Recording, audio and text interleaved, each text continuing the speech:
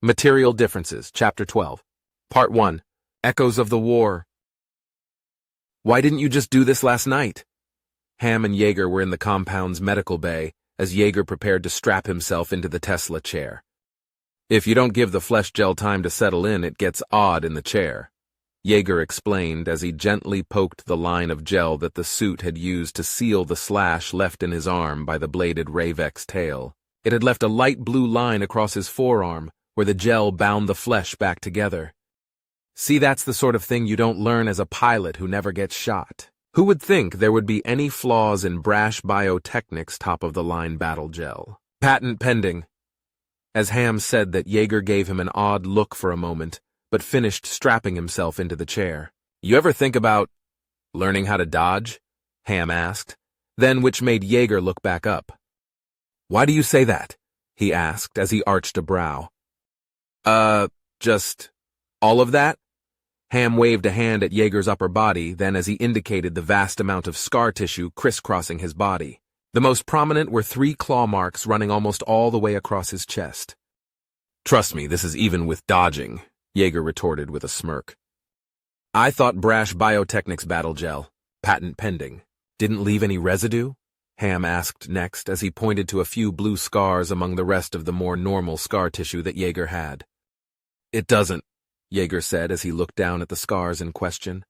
Those are the result of trying to heal through Muir dream toxin, Yeager explained. Also, why do you keep saying that? He asked as he got ready to activate the chair. Saying what? Ham asked, looking entirely confused as to what Yeager could mean. Say battle gel, Yeager prompted. You mean Brash Biotechnic's battle gel? Patent pending, Ham replied as if it were entirely natural, though Yeager could tell he was trying to suppress a smile. Yeah, that. Is that some sort of synth programming? Do you get a buck every time you say it? Some kind of product placement deal? Yeager asked. Then Ham looked legitimately confused as he tilted his head. Do you not remember the sales pitch that Sales Weasel gave us? Ham asked, which made Yeager frown as he thought back. Then he groaned slowly as the memory came back to him. Ooh, I had forgot. He snorted after a moment then and lightly shook his head before activating the machine. He grit his teeth immediately after as the pulses began to run through his body. The feel of his cells and muscles responding to the electrical stimuli, further boosted by drugs in his body, was never a comfortable one. But it cut down healing and recovery time from wounds drastically. After a minute or so, the impulses stopped and he waited for the next set. I'm not sure how you could. We all ragged on that guy so hard. Ham snickered a little as he thought back. Everyone was so confused at first. A room full of Revenant, and he's going on about efficiency and sales figures. I still wonder who messed that up. I'm guessing they didn't specify when they bought the formula from Brash, that they just needed a technical expert to explain how to best use it. So instead, they sent a technical expert with quotes around the title who was really just a sales guy, Yeager suggested. But man, did he not know how to read a room? Ham laughed and shook his head, thinking back to the presentation. Just on and on and on about stuff no one cared about. I think his excitement was the funniest thing about it. Like having a pending patent was such a big deal. How many times do you think he said it? 50? Had to be easily that much. He had his tablet and all those files and charts and graphs and was as giddy as a kid on Christmas. Boy, was he confused when he opened up the floor to questions. What's worse is remember how they told us very specifically to speak freely. They meant to not hesitate to ask technical questions, but that is not how it went at all. Yeager chuckled just before gritting his teeth as the chair activated once more. The bruises left across his body from the bullet impacts through the armor, and the points where the Ravek's claws had pierced his flesh began to fade away, the deep line on his arm shrinking slowly as more of the blue gel turned to his normally colored flesh. Lusaka even got it all started. Can't be mad at the rest of us if an officer throws the first stone, right? Ham added. Yes, seeing as I am a savage from the barbaric jungle known as New Detroit, I was wondering if you could use small words and actually tell a simple warrior brave how to use the damn gel. Ham mimicked Lusaka's voice as Yeager laughed. Oh, what was Hauser's line? He asked as he tried to remember. Yeager gasped as the pulses in the chair stopped, but after taking a quick breath, he replied, Yes, long-time patent, first-time pending. They both laughed at the memory. How about at the end, when it just became more and more clear he was a shill with nothing actually useful to tell us? So, Brandy Lynn suggested we see a real-time demonstration, and she'd provide the wounds with him as her assistant. Guy nearly pissed himself. Ham laughed out. He scurried off out of there so fast he left behind all his free merch. I think I've still got one of those mugs. The one Trev wrote the patent-pending stick figure on, in fact. He nodded as he mentioned it. I'm still not sure how we didn't get in so much trouble for all that. Ah, it's because... Yeager started, but then had to wait as the chair started up again, and he shuddered. This time it was only on for another 20 seconds or so, as he watched the blue line fade away entirely, and his forearm looked good as new. As much as they mocked the sales rep masquerading as a technical expert, the gel actually was fantastic. If they'd had it at the start, he wouldn't have so many scars all over his body. Once it was over, he sighed and relaxed as Ham began to help him unfasten the straps. Gregor was there. He finally finished. He was? Ham asked with a surprised look. Yeah, he wanted to talk to Leona and was in the back with us when the presentation started. At the end, he was laughing along with everyone else. Called the guy something unflattering in Prussian, which made Leona crack up, and said he'd smooth things over with Odinson and the eggheads. Yeager explained. Prussian? Ham asked, looking confused once more. I never mentioned Prussian before? Yeager asked and then shrugged. Gregor had this odd habit of mixing his native Russian with French, since he'd spoken it almost as long. He often said he could fluently speak 4 languages but curse in a dozen, some of them entirely his own creation. Most of the time, when he was talking to Leona and Mark, he'd slip into it for jokes. They'd all laugh, and I'd just sit there with a dumb look on my face. Yeager copied the old expression Gregor had dubbed the nervous revenant. Ham laughed as he looked at Yeager's expression. You know, that does sound just like Gregor. Ham nodded as he thought it over. That must have been why he liked you. Despite your language limitations, you had to have the second filthiest mouth out of everyone. As Ham said that, he unfastened the last strap holding Yeager to the chair. Yeager slowly stretched then and made sure everything felt right before pulling his shirt on so they could get going. He mentioned that what I lacked in language variety I made up for in complexity and imagination. Yeager smirked a bit as he thought about it. We need anything else? He asked then as he got up. Nah, the lifter's all packed, Ham replied with a shrug. As they began to walk from the med bay to the lift that would take them to the Vital pad on top of the building, he kept talking. So how is it exactly you managed to go from the saltiest sailor to a single father who's careful about his words? It wasn't easy, Yeager admitted. When she was first trying to get me to cut back, she actually used one of those shock collars. Really? Ham asked with a laugh. Yeah. Yeager nodded and then hit the button for the roof once they were in the lift. But she had to stop after a bit. Do you remember? He trailed off for a moment as he thought back. When you picked us up from Bonsaido, and the others were complaining about how Leona and I were making things weird for them, but we couldn't stop laughing? Yes. Ham nodded as it took him a moment to remember. Yeah, I started moaning when she shocked me. The others were amused, especially when they realized what was going on. So we had to stop the collar trick, Yeager revealed as Ham laughed. Seriously? Moaning from getting shocked? And here I thought the Muir were the kinky masochists. He snickered. There was a lot to it. Yeager shrugged, not feeling like going into detail regarding all the factors leading up to his change in conditioning. But suffice to say no more collar after that. Well, not for the purposes of keeping me from swearing, at least. He grinned as Ham just laughed. Kay, that's enough about your love life. Ham raised a hand to ward off any more of Yeager's comments just as the lift opened up onto the roof. The early morning sky was still dark as they were leaving before the sun had crested the mountains. However, the dark, overcast coastal sky was slowly turning lighter gray as the sun rose on the other side of the mountains. While Yeager was normally a bit more careful and paranoid about bringing the lifter to the compound, he knew that none of his neighbors would mention it, and he was careful to move it in and fly out while it was relatively dark. They climbed aboard the old lifter then to get ready to fly north. It was a Rambler Gecko that was probably a good 20 years old even at the start of the war. Rambler was known for their sturdy utility vehicles, and was one of the 5 companies formed by the breakup of Caterpillar Inc. a few centuries back. Rambler had focused on lifters, VTOLs, and space construction rigs, and grew into a big success. Yeager couldn't even remember the 3 other companies because soon enough Cat Inc. swallowed them up. They even kept the old logo since most people had no idea the familiar name ever used to stand for Caterpillar. Too many syllables. "You've got a registered flight plan, right?"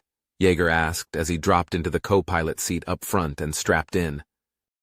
"Yeah. They won't see us until Gullhaven anyway, and it doesn't really matter.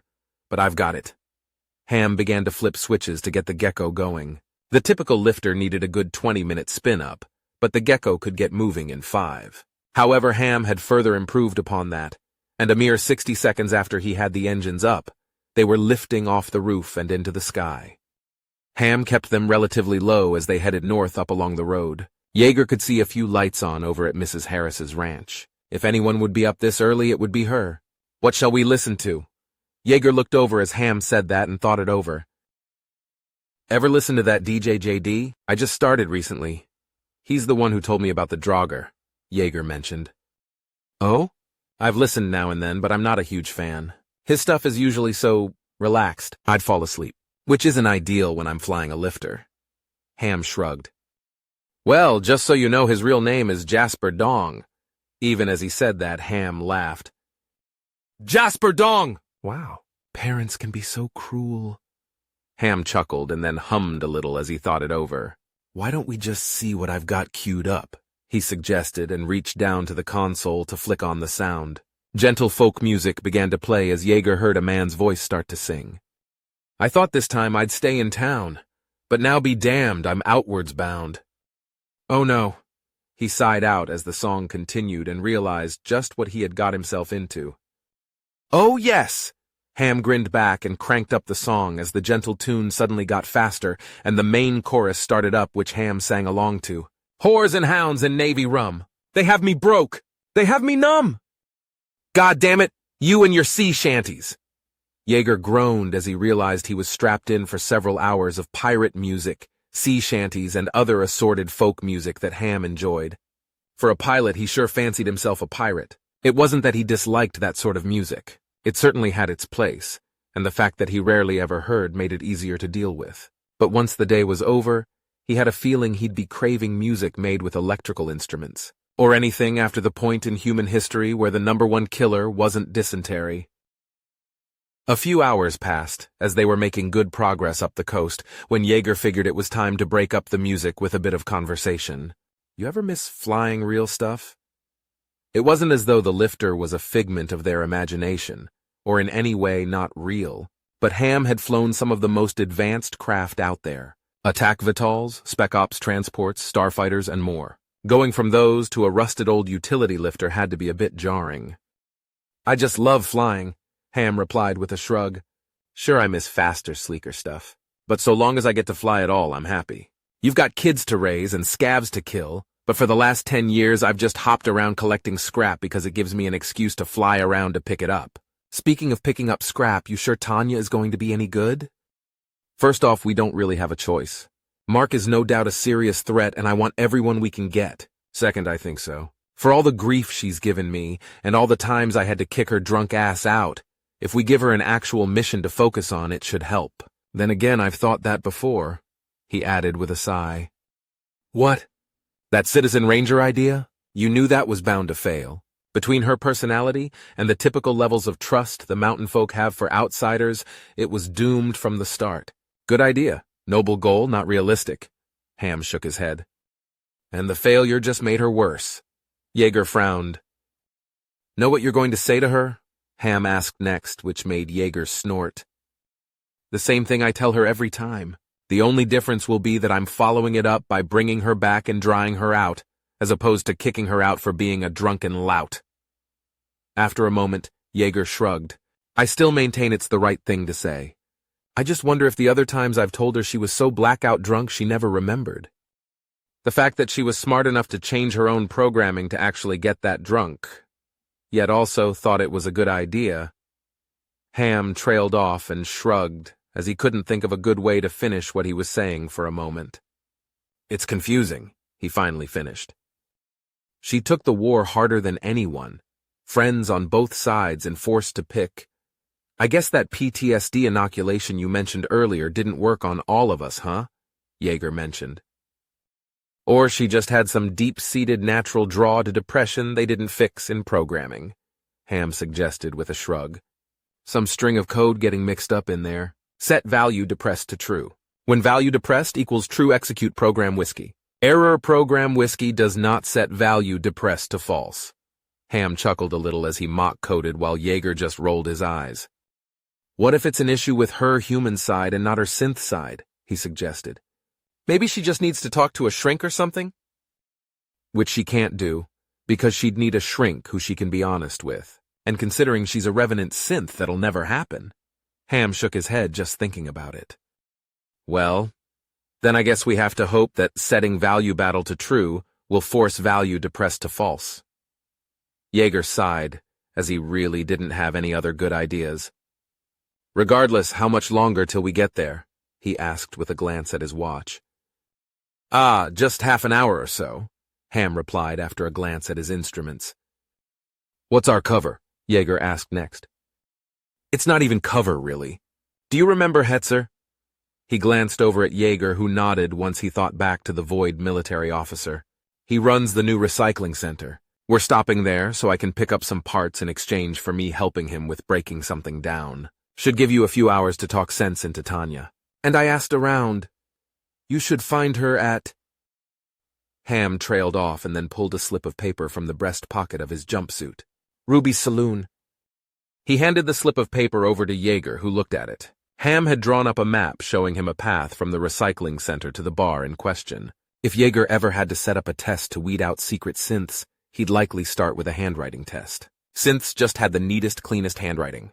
Who could write so clean these days? Either way, it made things easy for him to read. Are we... He trailed off after a moment and sighed with a shake of his head.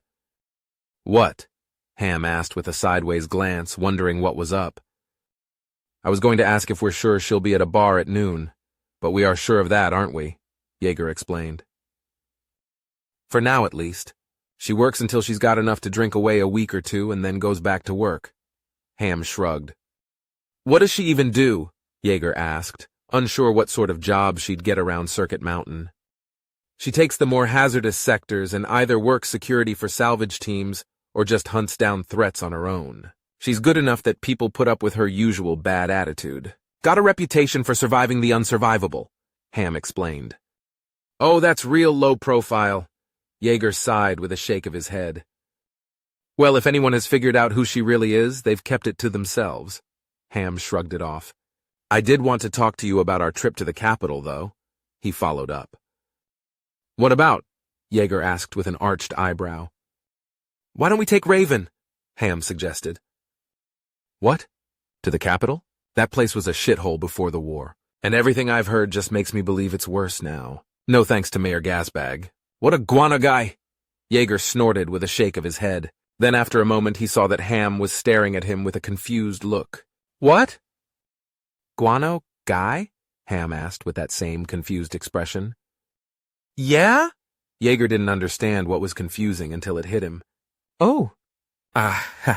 He coughed after a moment. It was really hard to get me to stop calling people shitbirds. Really hard. So, we sort of shifted it into Guano Guy. He trailed off and shrugged before chuckling a little as he realized how silly it was. Isn't Gunao for bats? Ham looked less confused and more amused now. Both birds and bats. Just avian droppings in general, I think. Yeager shrugged as he really wasn't all that sure. Okay, well, Guano Guys aside, I think Raven would like a chance to see a city that isn't in ruins and full of scavs, Ham pointed out. I take her to Gullhaven, Yeager replied somewhat defensively. Oh yeah, and I'm sure kids are just thrilled to go to Gullhaven, Ham snorted derisively. I mean, yeah. There's all those amusement parks there, Yeager countered. Were. They don't count now, Ham scoffed. Think about it, though. The capital has actual museums and theaters and just civilized stuff. Don't you think Raven would love a chance to explore a city? I'll be busy getting figs and Brandy Lynn, though, Yeager pointed out. So, I'll take her around, Ham offered.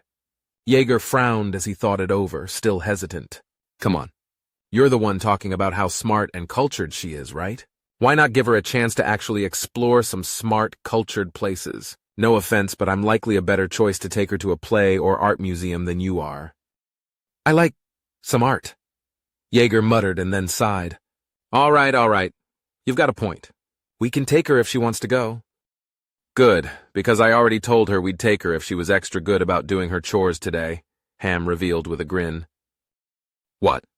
Yeager gasped out and then tossed his hands up.